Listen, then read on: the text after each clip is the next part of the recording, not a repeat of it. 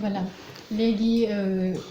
xeex ngeen ci Asifor mais am leen gain de cause par rapport ak xeex boobu noonu gis nañ ne aussi OFOR jéemoon na ñëw installé wu instant yii nii Aquatech moo fi nekk léegi ban jàngat nga am ci situation boobu noonu de Asifor à OFOR ba Aquatech. d'accord Asifor. association des usagers de forage gouvernement dafa ne woon comme ñoom forage bi seen dëkk la nekk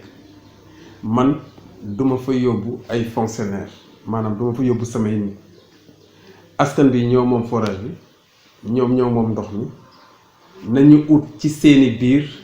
ñu diriger seen yëf mu am problème à l'image de l'Asifor de Sindia mu am problème léegi bu amee problème nag comme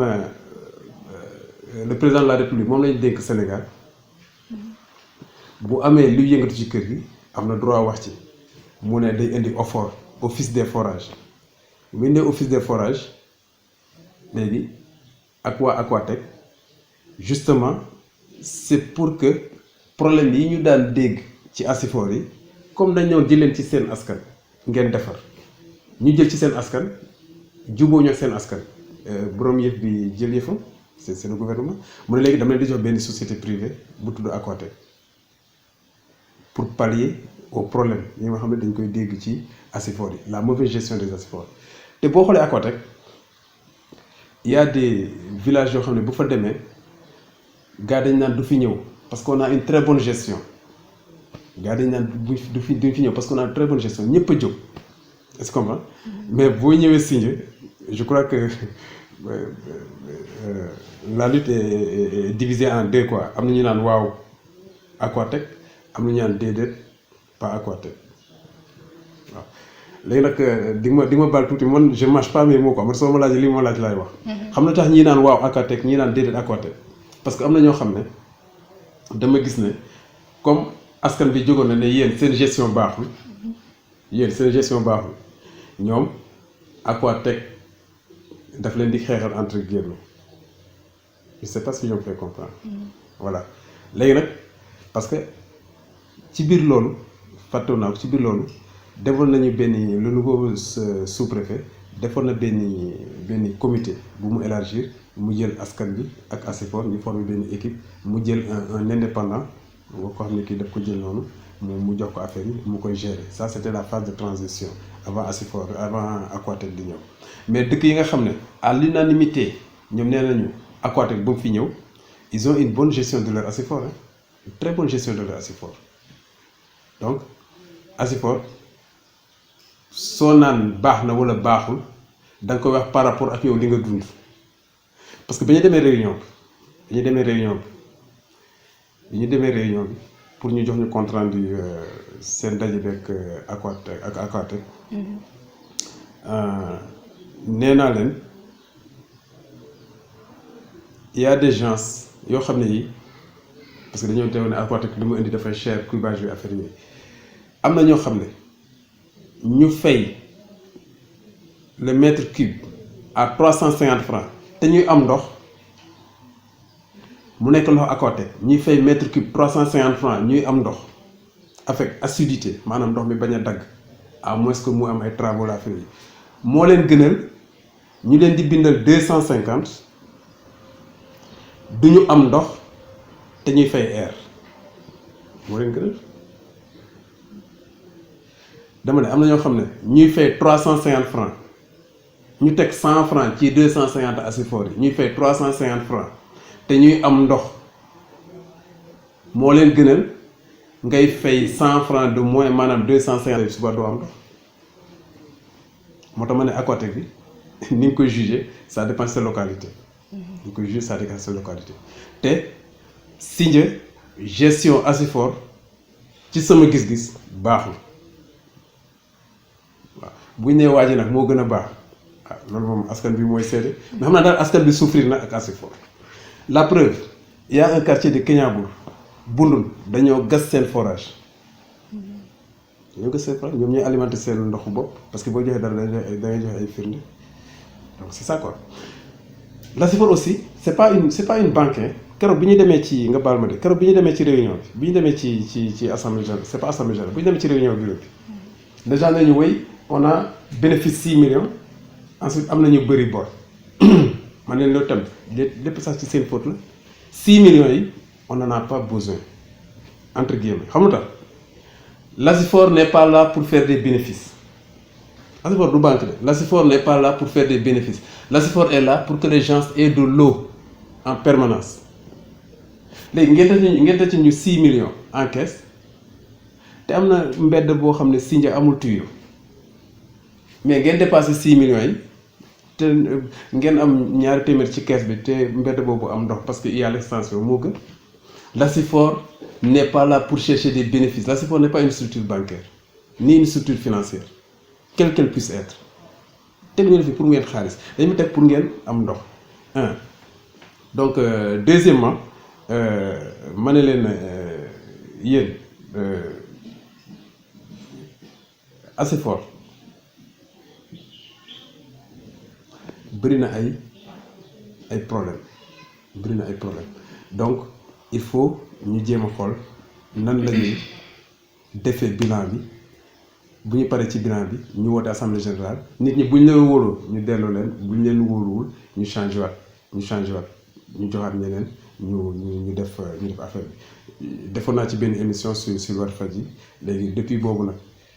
l'histoire nous a donné raison parce que ñi ngemboon ASIFOR keroog ñoo retourné waat naan ma grand Wally il faut ngeen ñëwaat ci affaire bi Aquatech bu fi amee doole la ñu doon wax waa ASIFOR ñoom ñuy bañ ñoom ñoo leen may doole am na benn waay ma ci interpellé ma ne ko yéen a may Aquatech doole bañ bi waroon na yomb mais bañ bi du yomb xam nga tax bañ bi du yomb parce que li ñu leen doon wax moom la nit ñi gis te Aquatech loolu tax ñu indi ko fi kon seen mauvaise gestion moom may Aquatech doole. te quoi qu'on dise il y a mauvaise gestion donc loolu daal la amoon li may indi ci diggante Aquatech ak ASIFOR. voilà léegi ñu ñëw ci politique commune bu Sindia naka nga ko gisee d'une manière générale puisque voilà naka nga gisee engagement jeunesse bi ak politique bi ni ñu koy doxalee loolu ban jàngat nga ci am ci commune bu Sindia. yàlla def na am naa ci expérience tuuti. parce que penc yi nekk les 19 localités de la commune de Sindia penc yi fi nekk yëpp yàlla ci kattanu yàlla man teg naa fa sama tànk ci mbaaxu yàlla tamit man may nekk maître de cérémonie bi loolu la yàlla dogal donc am naa ci expérience tuuti d'une manière générale gars yi def politique fii nit ñu baax lañu ma jox la benn exemple. fu nga xam ne nit ñu baax lañu voilà dans la commune de Sindia ñaari nit yu bokkul camp ñu départ par exemple Sindia ñii aw côté Djilakh peut-être ñii aw côté Bandia mais bu yàlla defee ba retour campagne ay 23 ay 1h du matin ay 2h du matin ñu tase sélecté Sindia wala ñu tase sélecté Ngeko dootoo xamante kii fii la bokk PDS la bokk wala kii parti dootoo ko xamee d'ailleurs bu ñuy ñibbi sax man boobu amaguma oto dama daan dugg ci oto PDS yi par exemple ñuy ñibbi Guéréo wala ma dugg ci oto AFP yi ñuy ñibbi Guéréo pour te dire que li ma doon wax sànq ci njëlbeen bi au-delà des relations politiques relation amicales yi ak relation parentale yi ñoo ëpp doole gars yi na ay politiciens lañu loolu d'emblée mu wax la loolu ñoom ce sont de très grands politiciens suñu convoi mën na daje ci benn yoon ñu mayante ndox sax yéen desul leen kireen kay joxal gars yi keesu kireen ñu jox ñu keesu kireen te ñun ñoo ko bokk li ñuy xëccu te da ngay dégg feneen ay convois yu daje affaire yi jaxasoo donc d'une manière générale ñoom ce sont de très grands politiciens moo tax képp ku ciy wax na nga wax ni ànd naa ak diw parce que lii ak lii ak lii ànduma ak diw parce que lii ak lii ak lii mais bu moom xaste bul wax loo xam ne tamit suba dina la dab ça va te rattraper donc d'une manière générale bu dee ci nit ñi ngay wax les personnes gars yi ce sont de très grands politiciens te ay nit yu yaatu xol lañu qui plus est li ma ciy dolli ku ci am xew gars yi xooluñu ndax parti bi wala ndax parti bi ñëppay ñëw donc ça chance su commune Sindia la quoi c'est une chance pour la commune de Sindia man dama ko wax toujours j'en sais quelque chose parce que damay nekk ci convoi léegi par rapport ak gestion municipale bi gestion mairie bi naka nga ko gisee ban jàngat nga ci am. gestion bi baaxul njàng ma ci baaxul mën nga laaj pour man gestion bi baaxul je te donne un exemple saa yoo ma dama jox exemple gestion bi baaxul du lu mu nekk man je ne peux pas comprendre d'accord gestion bi il y a une gestion sociale il y a une gestion sociale il y a la gestion foncière il y a la gestion administrative d'accord il y a la gestion scolaire il y a la gestion santé maanaam gestion médicale yooyu la il y a la gestion environnementale yooyu la commission yi entre elles entre autres soo leen nee gestion bi doyuma baaxul mais bu dee ña fa nekk ñu ngi góorgóorlu je donne un exemple précis équipe bi 2014 la ñëw le premier lotissement ça c'est la gestion foncière bi ñu teg ci table bi réglé wul ba léegi waxuma la deuxième bi premier lotissement bi ñu teg ci taabalu équipe communale 2014 premier lotissement 2014 on est en janvier 2021 réglé wul ba léegi sottiwul ah man comprendre wu sottiwul maintenant commune bu nekk dafa am sa particularité gis nga dans les villages wala dans les communes yi nga xam ne bon li tax ñëw di ko commune Macky Sall bëggatul woon ñuy wax ay villages quoi dafa bëgg ñëpp yem au niveau truc voilà te c'est une bonne chose dans les communes rurales ni ma ko mën a tuddee wala communes yi nga xam ne jéegewuñu ville yi trop dañoo am seen particularité dans les communes yi nga xam ne ay villes lañu dañoo am seen particularité communes yi nga xam ne ay dëkk-dëkkaan la te développement dugg fa mooy suñu zone bi fii avec l'autoroute à péage avec l'aéroport international Blaise Diagne avec le futur port de Ndayane foncier bi dafay jël place bu am importance moo tax ñi dëkk askan bi dëkk ci communes yooyu foncier bi mooy seen alal moom lay gën a teg bët bu sooxee foofu te mooy priorité bi rek mel na ne sa gestion bi sooxee je ne sais pas si je me fais comprendre c'est ça le nœud de la politique communale mooy foncier bi léegi nag ñu njàmbat si peut-être scolaire bi ñoom ñu ngi joxe ay dons peut-être environnement bi gisuma fi sax ak parce que yenn saa ndox yi dugg suñu kër dama gis kenn donc communes yi daal bu nekk da nga am sa particularité par contre boo demee biir Dakar m'excusez boo demee biir Dakar foofu doo dégg problème suuf problème lotissement problème xëccoo yooyu da ngay dégg problème ordure problème inondation yooyu ngay dégg donc commune bu nekk da nga am sa particularité léegi nag boo delloo ci suñu commune bi nii lu tax man la gestion bi doy ma man je peux pas comprendre le premier lotissement de la commune dafa jël commune rurale dem commune le premier lotissement de la commune bi nekkoon ci seen cartable dama ne ba janvier 10 janvier 2021 bii réglé wul te gars yi ngi daje ci conseil communal loolu mu doy na waar par contre ñoom ñu ngi góorlu ci école bi par contre ñu ngi góorgóorlu ci santé bi mais daal nit ñi nañu jàppale nit ñi lii seen yëf wala lii seen yaakaar yàlla tool yi léegi suñu maam yi ñoo ñu ko bàyyee nit ñi ci la ñuy séddee ñu jox seen doom ñu def formation ci la ñuy séddee ñu inscrire seen doom ci la ñuy séddee ñu tabax ci la ñuy séddee ñu fay leen ñu jëndaat investir ay yenn parcelles pour seen doom yi mais da nga leen di jàppale ci loolu mais li nga xam ne lii moom rek la ñu am comme richesse boo ko bazardé comme ni ñuy waxee entre guillemets kon boo ñëwee nga leen gestion bi baax na day xaw a doy waar quoi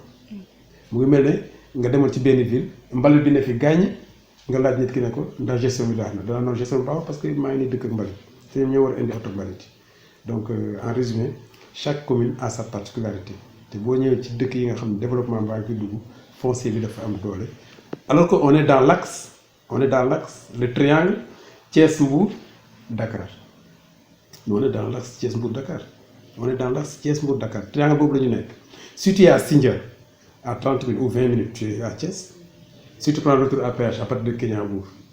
tu es à Dakar à 35 minutes et à 10 minutes tu es à Mbour. À 5 minutes derrière, tu es face à la mer. Point stratégique là quoi. léegi en tant que responsable politique nga bokk parti socialiste te gis nañ ne ci gestion municipale boobu noonu gestion commune bi am na ay dirigeants yoo xamante ni parti socialiste lañ bokk. léegi yéen à votre niveau ban jéego ngeen ci dox ban jéego ngeen ci dox daal ci gestion boobu noonu. waaw man nag du ma nit koo xam ne sama nit ki bu defee lu baax ma tàcc ko su juumee man ko garaaw man je suis pas de ce genre là soo defee lu baax je t'encourage mais boo demee ba nga faxastalu man je te le dis man la fi nga faxastalu est-ce que tu comprends? C'est pas parce que le gars qui dirige, ou bien la personne, l'autorité qui dirige la commune de Sindia, Thierno Diagne, il est socialiste, hein? Ko saa yu ma taxawee moom rek ne ko saa yi vraiment affaire bi c'est normal lépp baax na affaire yi d'ailleurs sax boo waxee loolu dimbali woo ko wala dimbali woo ko de peut-être loolu tax sax sama réunion au niveau de la commune muy xaw a métti. Parce que j'ai un ami au passage ma tooñ ko Pape Diallo suñuy dem réunion mu ne booy dimbali ñu rek bul wax quoi mu ne ko non gelé bon loolu c'est pour un peu taquiner quoi mais bokkum ci nga xam ne sa nit bu defee lu baax nga tàcc ko su defee lu bon wala mu juum nga naan garaawul nga koy défendre sa nit boo ko bëggee dimbali su defee lu baax tu l'encourages nga ne ko tiggi loolu ngay def doo da nga koy encourager de doo ko tëggal ndënd parce que loolu tax ñu fal ko. Si Thierno Diagne fait quelque chose de bien loolu tax ñu fal ko dama naan ah tu es sur le droit chemin loolu tax ñu fal mais bu demee ba mu fakkastalu dama ko naan juum nga te mënuma comprendre le maire Thierno Diagne le premier lotissement de la commune de Sindia ak ñi ko wër yëpp doy na comme exemple ba léegi mënul régler ñu nit ñi dox ci ba sonn mënul régler c'est pas possible quoi donc moom mu ngi def mais mu ngi am ay manquements te c'est une équipe vous avez parlé d'équipe communale. Donc c'est pas une seule personne te bu ñu naan équipe dafa am lu ñuy wax travail d'équipe ak travail en équipe tubaab la dafa am travail d'équipe ak travail en équipe travail d'équipe day am collaboration day am complémentarité man damay def premier pas bi lii may def nii il faut li yaa ni def fële ñu boole ko ci li Ibrahima Seck defale ñu boole ko ci ñu jàll ci El Hadj ñu boole ko ñu bàll ci Issa ñu boole ko ci loolu mooy travail d'équipe mooy ñi nekk ci équipe bi bu amee lu manqué mbir mi du sotti ma jël sama domaine bu dee attaquant bi mu ngi dugal ci football défenseur bi ak gardien bi di encaisser rek dina doy waar la ñun duñu gagné gars yi de c'est ça travail d'équipe maintenant travail en équipe mooy man ak yow ak gars yi ñun ñëpp dañ fi nekk ku nekk di def yem ci sa bopp c'est ça travail en équipe c'est différent hein? Travail d'équipe dafa am complémentarité éléments yi lu kii di def il faut bële ñëw mu ànd travail en équipe ku nekk day nekk sa bopp mairie nag travail en équipe moo fa nekk amul travail d'équipe chef bi dafa nekk ni bon pas chef quoi chef c'est trop dit chef c'est dans l'armée ki ñu jiital dafa nekk ni xam naa gars yi dañ koy dimbali wala dimbaluñ ko léegi fii ñaari copain la fële ñetti copain la c'est un travail en équipe ku nekk da ngay travailler pour yow te xaw ma ndax dañu naan nañ kii parce que affaire bi tôt ou tard day jeex peut-être loolu la ñuy wax quoi mais c'est pas un travail d'équipe c'est un travail en équipe ku nekk da nga nekk sa bopp ñu defar mais si c'était un travail d'équipe ah lu wokk Keñaabur mu xuri géero lu wokk Banjé mu xuri Jilaax qu'est-ce que ça veut dire? Ça veut dire que man si je suis un conseiller de Keñaabur ma ñëw ñu teg benn dossier ci table bi ñu teg benn dossier ci table bi mu nekk dossier Kéniable waa Kéniable bu ñu plaider ba pare monsieur le maire wax ba pare man su ma nekkee benn conseil boo xam ne dëkkuma Kéniable ma ne nañu wax ci lii gars yi wax ba mu sotti ñu jàll ci leneen c'est ça quoi. léegi junj nga ci say biir yi wax nga ni gis nga ne tool yi dafa nekk loo xamante ne suñu njaboot yi lañ ko war a jox et tout mais est-ce que yéen a ngi def sensibilisation par rapport ak loolu noonu parce que gis nañ ne njaayum suuf si bëri na te da ngay gis koo xamante ne nii père de famille la mu am ay tool yu bari mu jaay ko et tout léegi future génération bi naka la ñuy def yéen est-ce que au niveau de votre localité yéen a ngi def ay sensibilisation par rapport ak njaayu tool beeg yooyu noonu. waaw il faut ma éclaircir foofu tuuti c'est pas aussi les conseillers wala c'est pas aussi le maire mooy ñëw fekk toolu gars yi foofu di ko jaay. di ko jaay par exemple si je donne l'exemple du premier lotissement c'est que lotissement ñun bu ñu nangoo bi ñu defuñu lotissement yi kayit yi dafa war a pare ñu jox ñu ko dara pare mu léegi moom chevauchement. borom tool yi soxna Yande ñoom ñooy jaay seen tool yi sensibilisation bi dina xaw a doy waar par exemple fu mu toll nii su ma jógoon mën na resensibiliser nit ne ko non il faut faire attention bul jaay sa tool yi wala defal ni mën naa mu comprendre ne ma lii de sama papa moo ma ko bàyyee léegi am na lu ma doon bàyyi sama doom mais mën na am tamit mu ñàkk ma comprendre ne waa ji tabax na pare léegi am na oto am na salaire léegi dafa doy waar quoi. léegi ki nga mën a sensibiliser mooy sa nit mais mënoo def benn sensibilisation comme coronavirus bi wala nga def benn sensibilisation comme mbalit bi wala parce que ku nekk seef yaa ko moom gars yi ñooy bëgg a jaay seen tool ñu dem woo conseil yi ñëw maire ñëw ñu defar lu ñuy defar ñoom ñu jox leen seen këyit ku nekk dem c'est pas les conseillers wala le maire ñooy wàcc ci terrain jàmbur di jaay seen tool mais nit ñi seen bopp ñooy jaay seen tool maintenant question bi xam naa ça va directement au propriétaire terrien léegi nag pour les sensibiliser dina xaw doy wax xam nga tax yow mën nga bokk ci benn famille léegi ngeen waxtaan ku nekk am lu mu ku nekk jël lu mu moom ci suuf si yow nga am sa benn élève wala nga am sa benn doom bu nekk étudiant nga war ko faire préinscription en France ou bien au Canada yow nga def lotissement ak waa commune lotissement bi jàll ñoom ñu jox la say terrain léegi nga jaay ñaari terrain wala ñetti terrain pour ton enfant kooku boo ko naan sensibiliser dina xaw a doy waar parce que tu ne maîtrises pas les tenants et les aboutissants am na wàll boobu waaye nag xam naa ne am na wàll boo xam ne gars yi moom ñu ngi jaay mais nit kuy jaay yëfam sensibiliser ko day xaw a doy waar waaw mën nga ko xool sax nga ne ko mais saway mbaa yaa ngi xalaat xale yi mbaa yaa ngi xalaat bul jaay lépp affaire yooyu donc nit ku moom yëfam daal mën nga waxtaan ak moom toujours mais sensibilisation bi ça ne peut pas être d'une manière globale parce que paramètres yi ñu bëri am na ñuy jaay pour tabax am na ñuy jaay tabax dem ci màkk investir am na ñuy jaay tabax dem ci Rome investir donc paramètres yi dañoo bëri daal moo tax c'est une question difficile à cerner. léegi dañuy ñëw ci sa ambition puisque nee nga football dafa nekk loo xamante ne nii da nga ko yàgg bëgg depuis sa enfance ak yooyu noonu léegi ci sa présentation aussi tudd nga suñu football club de Diass léegi ñu bëggoon xam pourquoi suñu football club de Diass. waaw pour une petite anecdote Yaya ma ndeysaan suñu yaay bi de si kër gi. mu dëkk nekk fële daf ma koy wax toujours. nee na bi may raam laa commencé football parce que pour ton information wala pour ñenn ñi xëy na xamuñu ko woon il paraît que sama jour baptême sama jour baptême c'était un dimanche il y avait une très grande finale entre Diass et Popenguine Kéniable fii 2 fi école Kéniable 2 nekk foofu la terrain bi nekkoon. il y avait une très grande finale ñu ngi may samay grand doute seen professeur mu naan jour boobu nit ñi dañuy match bi dañuy xëy dem bu ñu lekkee ci ngénte ba pare ngoon ñu dem match bi c'était une très grande finale entre Diass et Popenguine waaw mu may tooñ ko naan yow daal yaa fi daax ngénte bon c'était pour partenariat donc mën naa ne kon bu ma mag ñi waxee loolu sama yaay daal ma ko tooñ yàlla ko yàlla leen j'avais ça dans le sang quoi donc yàlla def aussi ma maa nga fekk waa Kéniable de football léegi ma ñëw ñu intégré ma très jeune maa ngi jaale tamit di dolli jaale sama la famille de Saliou Faye man ak Zal Faye mi décédé keroog dimanche man ak Zal Faye ak Pape Sène ñu ñoo njëkk a intégré mag ñi football naa ak papa yi ma football ak doom yi loolu extraordinaire la parce que bi ma rejoindre ay ñoom grand Mbaye Sarr ay ñoom grand Khalifa ay ñoom grand Al Pologne ma football ak ñoom grand Bou dem naa ba football ak seen doom yi ma dem tamit ba entraîner seen doom yi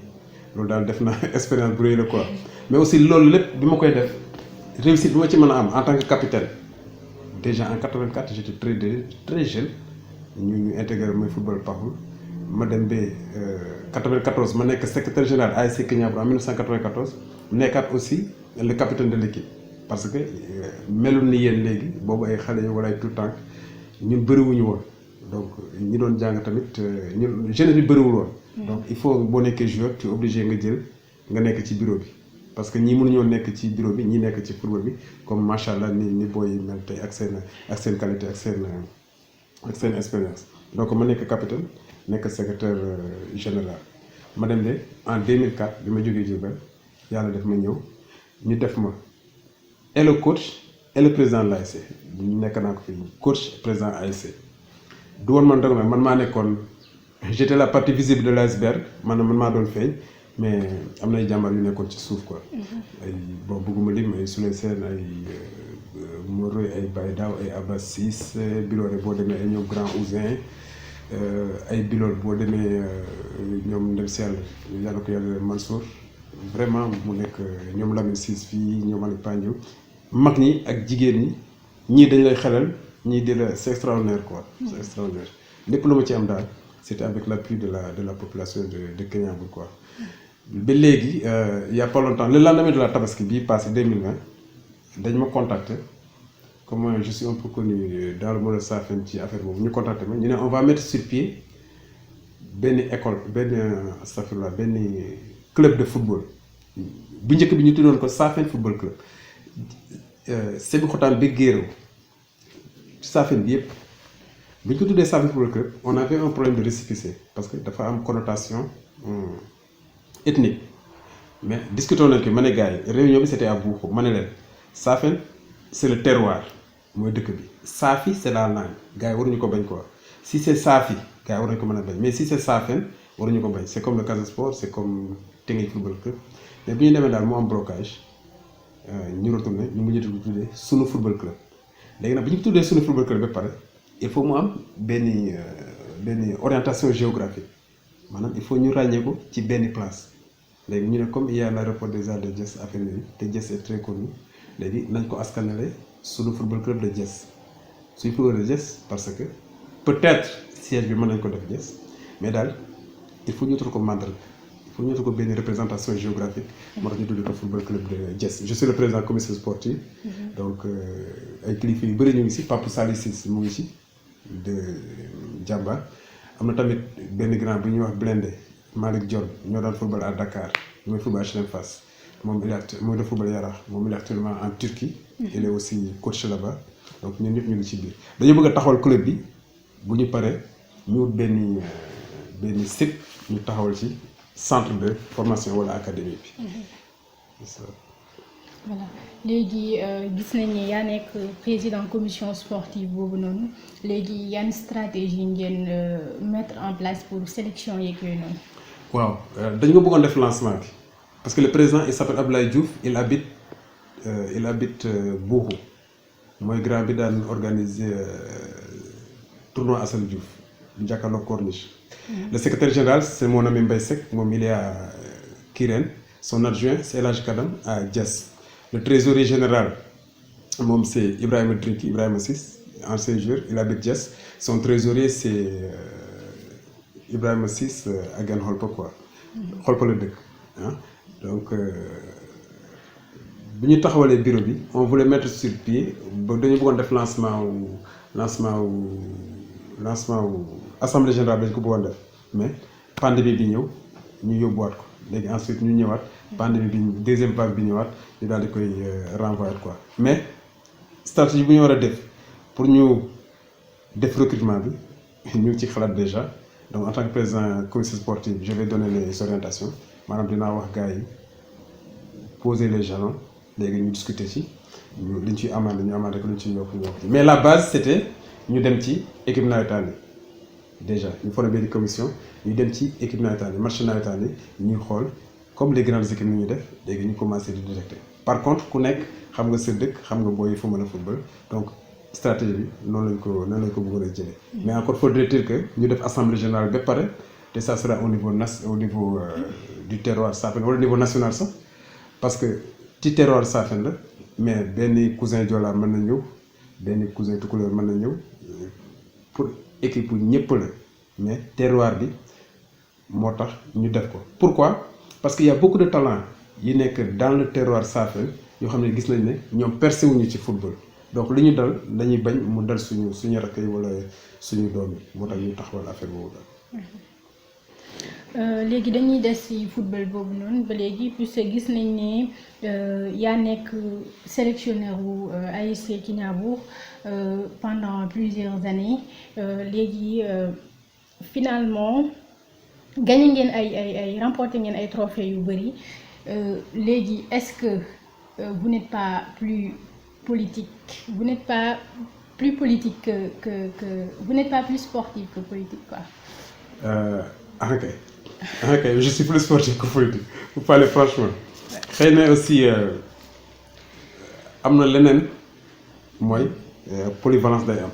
loolu yàlla daf koy def polyvalence day am te dëgg la maa ngi nekkoon entraîneur Kiniabour depuis 2004 mais nekkatuma ko parce que dañ ma ñaanoon pour une année defal naa leen une année bi maa ngi xaar bureau bi mais plus politique plus sportif que politique.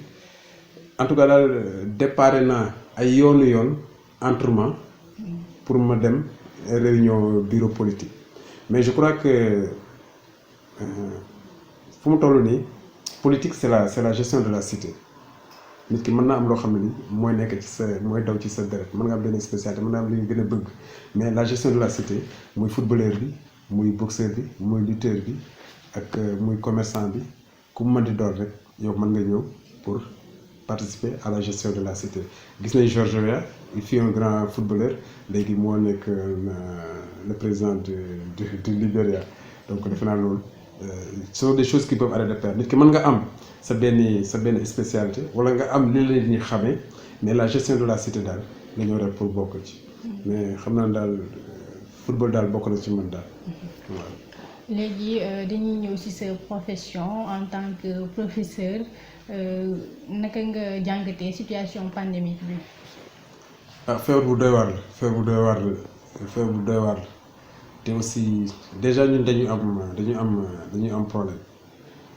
ñun dañu war a wax élèves yi dañu war a tontu léegi ñu ne ñu sol leen masque on est obligé de le faire parce que ça fait partie des mesures barrières. xam nga ki nekk ci bureau mu jàkkaarloog ordinateur am moo ñu gën a nekk à l'aise man damay taxaw rek di expliquer te loo xam ne tàmm ko ñu ne def ko léegi tu es obligé de le faire donc là ce sont les contraintes quoi. léegi cette question bi fi ko mën a comprendre mooy à partir de l'école l'école c'est pour instruire c'est pour éduquer c'est pour instruire. Le fait d'instruire sax moo ëpp doole parce que foofu da ngay yar ni éduquer da ngay joxe xam-xam kese léegi lépp loo xam ne lii day ñëw daanu ci askan bi école bi day nekk benn voie boo xam ne bii voie de communication mën nañ jaare foofu vraiment pour régler yu bëri te gars yi le corps enseignant dans son ensemble ci Sénégal yëpp ak xam naa sax ci dëkk yi yëpp vraiment dañu nekk ñoo xam ne nii porteur de voix lañu. parce que boo ñëwee dans ma classe j'ai peut-être 66 élèves dans ma classe léegi su ma ñëwee ma joxe information bi élève bu nekk peut-être ñaari élèves ñoo bokk. 50 élèves dinañ ñibbi ci kër yoo xam ne bokkuñu y a 50 élèves yoo xam ne dinañ ñibbi ci kër yoo xam ne bokkuñu beneen classe beneen classe noonu donc si tu donnes l'information facilement day jàll quoi te ñun ñëpp jaar nañ ci élève muy xale muy mag bi li ko professeur am di wax wala li ko jàngalkatam di wax. même yaay bu ko waxee contraire wala papam day xaw a da koy fonk daal li ko maître am di wax wala li ko professeur am di wax donc en résumé daal l'école c'est un vecteur de communication boo xam ne bi mën nañ fi jaare te xam naa ñu ngi ciy jouer rôle bu rëy quoi te yàlla dimbali nañu vraiment explosion bi amul ci biir école yi ba léegi quoi daal yàlla dimbali parce que y a toujours les mesures barrières état bi góorgóorlu na les communes yi góorgóorlu vraiment bonne volonté yi góorgóorlu ba ñoom ñu ngi ci dem seen kéemtalaay kattan pour que au niveau de l'école affaire yi bañ fa law parce que tamit ni ñu nekkee vecteur de pour communication noonu le revers de la médaille mooy na ko yàlla tere bu fa feeñee rek mu xaw a doy waar. parce que ni 50 xale di ñu béy ci 50 kër yu bokkul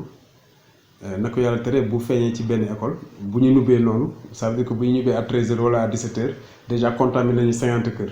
bu ñu contaminé 50 kër bu nekk am 10 personnes. c'est déjà 500 personnes pour jour instant bi booy bi ñubbee instant T bi. waaw kon dañuy daal di bàyyi suñu invité bi mu tàggatoo ak mbokku téléspectateurs yi. waaw merci journaliste merci Soxna Yane Faye di ma may nag balaa may jeexal tàkk ma gërëm sama mbokk Safi mi cokki du jël subi ngaru ñoom Wally Seck ñoom waxtaan nañu te fii boo waxtaan wax rek boo jën boo yu no ak boo baax ali boo baax tamit maam ci biir baax kon mi kontaan nga mi kañ di jën mi kañ famille ngo mi kañ xarit ci ngo copain ci ngo nawle ci ngo mi kañ tamit yaa bi nga xam ne abu baax langaani politique yi abu baax tamit min sport yi mi kañ jëndal mbokkaa ci am di jàmma ci maanaam bi nga xam ne nii mu raaki na jam te bu jël bu yi no bu jël bu baax kon mi yande mi kañ yaa bi jël mi subi ngaru lool aca corka waaw kon ñoo ngi jaajëfal suñu invité bi ci pertinence bi car il faut l'accepter hein, c'était vraiment un invité de taille ñu ngi lay jaajëfal kon bu baax ci pertinence bi vraiment ak importance su message bi maa ngi remercier tamit sama équipe technique di ko jaarale ci directeur général muy Assane Seck Ibrahima Seck directeur programme Issa Seck di caméraman bi di jaajëfal Ablaye Seck ci son et lumière ak El Hadji Malick Seck marketing et communication di leen jox di daje beneen yoon ci seen beneen numéro émission le rendez-vous du dimanche.